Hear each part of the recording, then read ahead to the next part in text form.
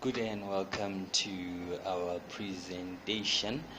This afternoon I want us to look at an example of paragraph writing that is in your paper 2. You will notice that we're going to use an example of black consciousness. Now, black consciousness is one of my favorite topics in paper 2. This is a simple topic that is actually relevant to each and every one of us who are doing history. Now, an example of the seal approach, you will understand that as we discussed our essay writing, we talked about the peel approach, which actually covers the point, explanation, and linking to the question. Now, I want to look at the paragraph writing, which is in most cases question 1.6 or question 2.6 or question 3.6. Now, that question carries 8 marks, and those are free marks that are given to us. Now, an example of a seal approach, you want to use a sample key question which says, how did the philosophy of black consciousness influence South African students in the 1970s? Now, looking at the seal approach, the S stands for the statement. Now, the statement will read, black consciousness brought a reawakening in the resistance of politics in South Africa.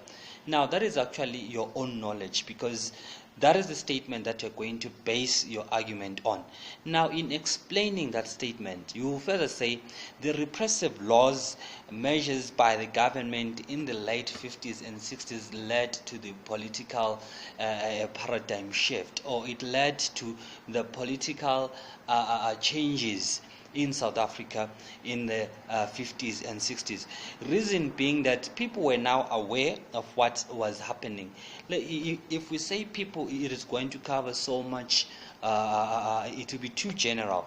Rather, let's say the students were now aware of what was happening in South Africa.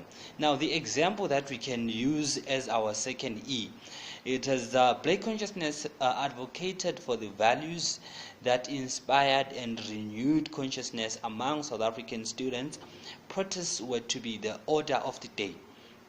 Now, you'll notice that as they were awakened, then they became able to protest against the government and against the apartheid laws. So now they knew that if they protested, at the end of the day, the government was going to readdress and look back to the policies of apartheid that they were actually using at the end of the day. This meant that black consciousness on its own played a pivotal role in helping the students and in influencing the students in South Africa. Linking back to the question, having said so, because of the exposure to the black consciousness, South African resistance in politics were to change, and a wave of protests resulted.